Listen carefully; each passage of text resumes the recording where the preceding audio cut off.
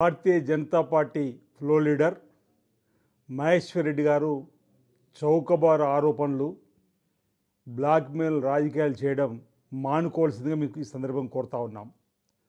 2 నెలలకోసారి media ముందుకు వచ్చి నోటికి వచ్చినట్లు మాట్లాడడం, ఆరోపణలు చేయడం, హడావుడి చేయడం అనేది ప్రజలందరూ కూడా గమనిస్తున్న సందర్భం. అవినీతి అక్రమాలంటూ ఎక్కడెక్కడో మాటలు, గాలి అంతా ఏదో తీసుకొని వచ్చినట్టుగా ఆడిపోసుకోవడం అనేది సరికాదని మాట సందర్భంగా చెప్తున్నాం.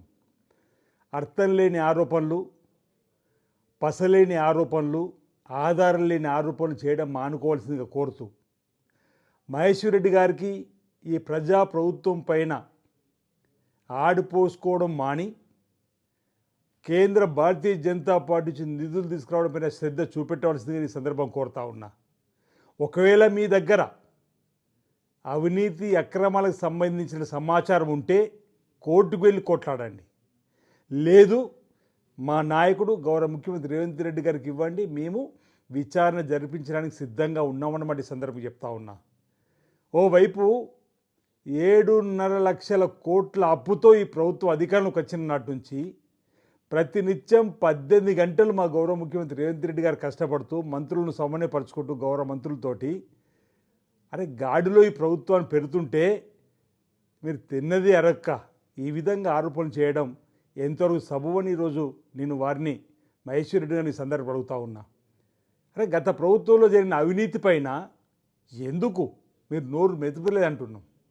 ఈరోజు గత ప్రభుత్వంలో జరిగిన అవినీతి అక్రమాలపైన కేటీఆర్ గారు ఫార్ములా కార్ రేస్ సంబంధించిన దానిపైన మేము ముందుకు పోతూ ఉంటే ఎందుకు మీరు వారిని వెనుకేసుకొని వచ్చే విధంగా మాట్లాడుతున్నారని చెప్పనేది.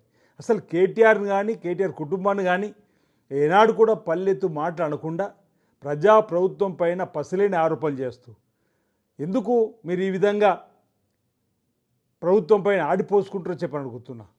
ఈ పసలేని ఆరోపణలు మానుకొని ఈ ప్రభుత్వం చేస్తున్నటువంటి ప్రభుత్వ పనితీరుకు అదనంగా మీరు కేంద్రంలో ఉన్నారు, కేంద్రం నుంచి నిధులు తీసుకొని వచ్చేటువంటి కార్యక్రమాన్ని చేయాలి తప్ప ప్రతినిత్యం ప్రభుత్వం పైన ఆడిపోసుకునేటువంటి మాటలు, మా దగ్గర అవినీతి అక్రమాలకు సంబంధించి చిట్టా ఉందని చెప్పని బ్లాక్మెయిల్గా మాట్లాడడం అనేది ఏమాత్రం సబబు కాదన్నమాట సందర్భంగా మీ అందరికీ కూడా తెలియజేస్తూ, ఈరోజు గత 10 సంవత్సరాల అధికారులు ఉండి ఏ ఒక్క పథకం కూడా, మరి 3వసారి అధికారంలోకి వచ్చి చెప్పినట్టు మీరు ఏ ఒక్క పథకం కూడా పేదవాడు గుర్తుంచుకునే విధంగా పథకం మీరు తీసుకొచ్చారని అడుగుతా ఉన్నా.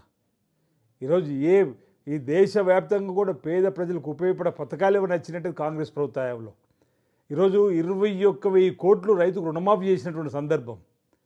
ఈరోజు మీరు ఎగవేసిరు రైతులకు రైతు భరోసా గురించి ఏదో మాట్లాడే ప్రయత్నం చేసి మేము రైతు భరోసా ఇవ్వడానికి సిద్ధంగా ఉన్నామని చెప్తూనే ఈరోజు సంక్రాంతి నుంచి రైతు భరోసా కూడా ఇస్తామని చెప్పడం జరిగింది.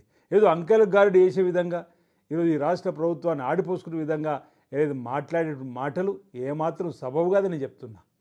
రైతుకు రాజును చేయాలని, రైతును రారాజేయాలని చెప్పిన సంకల్పం కాంగ్రెస్ ప్రభుత్వం హయాం నుంచే బీజాలు మొదలుపడ్డాయి. ఉచితంగా రైతు కరెంట్ ఇచ్చినాం, రైతులు పండించిన పంటలు మద్దతు ధర కొనుగోలు చేస్తున్నాం, దాన్ని కొనుగోలు కేంద్ర గ్రామాల్లో ఏర్పడేసి ఆనాడు మన్మోహన్ సింగ్ గారు ప్రధానమంత్రి ఉన్నప్పుడు ఏకకాలంలో రైతు రుణమాఫీ చేసినాం. ఇప్పుడు కాంగ్రెస్ ప్రభుత్వం ఇక్కడ అధికారంలో 2 లక్షల లోపు రుణమాఫీని ఏకకాలం చేసినాం. అసలు మీరు భారతీయ జనతా పార్టీ అధికారులు ఎక్కడైనా రుణమాఫీ చేసినా మీరు అడుగుతున్నా. రైతు గురించి ఆలోచించిన పాపన భారతీయ జనతా పార్టీ పోయిందని అడుగుతున్నా. రైతులకు నల్ల చట్టాలు తీసుకొచ్చి సంవత్సరం అంతా రైతులు ఢిల్లీ చుట్టూ నిరాదీక్ష చేసే విధంగా ఆ తర్వాత చట్టాలను వెనక్కి తీసుకున్నటువంటి మీరా రైతు గురించి మాట్లాడదని చెప్పండి. ఈ సందర్భంగా ఈరోజు ప్రతినిత్యం రాజకీయాలు చేయడం మానుకొని కేంద్ర ప్రభుత్వం ద్వారా వచ్చేటువంటి మేలైనటువంటి నిధులు తీసుకొచ్చి ఈ ప్రభుత్వం చేసేటువంటి కార్యక్రమాలకు అదనంగా మీరు కార్యక్రమాలు అమలు చేయాలి తప్ప ఈరోజు బీఆర్ఎస్ పార్టీని వెనుకచ్చే విధంగా మీరు ఏదైతే మాట్లాడేటువంటి మాటలు ఉన్నాయో వాటిని మానుకోవాల్సిందిగా ఈ సందర్భంగా తెలియజేస్తూ, ఈ ప్రభుత్వం ప్రభుత్వం, ప్రజలకు అందుబాటులో ఉండే ప్రభుత్వం. ఇంతకుముందు చెప్పినట్టు 7.5 కోట్ల అప్పుల్లో ఉన్న గాడిన పట్టే విధంగా 18 గంటలు రోజుకు మా ముఖ్యమంత్రి గారు పనిచేస్తున్న మంత్రులతో సమన్వయం చేసుకుంటూ ముందుకు పోతున్న సందర్భాన్ని ఒకసారి గమనించమని కోరుతున్నాం. భారతీయ జనతా పార్టీ ఊరికే విమర్శలు చేయడం అనేటువంటిది సరి కాదని మాట సందర్భం చెప్తూ ప్రజలకు ఇచ్చిన హామీలు ఏవైతున్నాయో వాటిని అన్నిటి కూడా అమలు చేసే బాధ్యత కాంగ్రెస్ పార్టీ ప్రభుత్వం తీసుకుంటుంది. జన్ ధన్ ఖాతా తెరవండి, ఏటా 15 లక్షలు ఇస్తామన్నారు పేదోడి ఖాతాలో. 10 ఏళ్ళు అయిపోయింది, 10 ఖాతాలను మీరు వేసారని అడుగుతున్నా. ఏటా 2 కోట్ల ఉద్యోగాలు అన్నారు దేశవ్యాప్తంగా. 10 సంవత్సరాలు అయిపోయింది, 11వ సంవత్సరం కూడా జరుగుతూ ఉంది. ఇంచుమించు 22 కోట్ల ఉద్యోగాలు ఇవ్వాలి. ఎక్కడన్నా ఉద్యోగాలు ఇచ్చారా మీరంతా? అంటే మసిబూసి మాడిగాయ చేసే విధంగా మాట్లాడడం తప్ప మీ ప్రభుత్వంలో ఉండి మీరు ఇచ్చిన హామీని ఒకటి కూడా అమలు చేయరు. ఈరోజు మేము ఒకటి వెనుక ఒకటి అమలు చేసుకుంటూ ముందుకు పోతుంటే 6 గ్యారెంటీలు ఏమని చెప్పానమాట 6 గంటలు అమలు చేసుకుంటూ ముందుకు పోతున్నాం. ఆడతల్లకు ఆర్టీసీ బస్సులు ఉచిత ప్రయాణం చేసినాం. ఈరోజు 10 లక్షలు రాజీవ్ ఆరోగ్యశ్రీ చేసుకున్నాం. రైతు రుణమాఫీ చేసుకున్న 21 కోట్లు. గృహజ్యోతులు 200 యూనిట్లకు ఉచితంగా కరెంట్ ఇస్తున్నాం. మీ భారతీయ జనతా పార్టీ పరిపాలిస్తున్న రాష్ట్రాల్లో ఉచిత కరెంటు గృహాలకు ఇస్తున్నారో ఒకసారి ఆలోచన చేయండి. రైతులు రుణమాఫీ చేసారు ఎక్కడన్నా ఆలోచన చేయండి ఏకకాలంలో.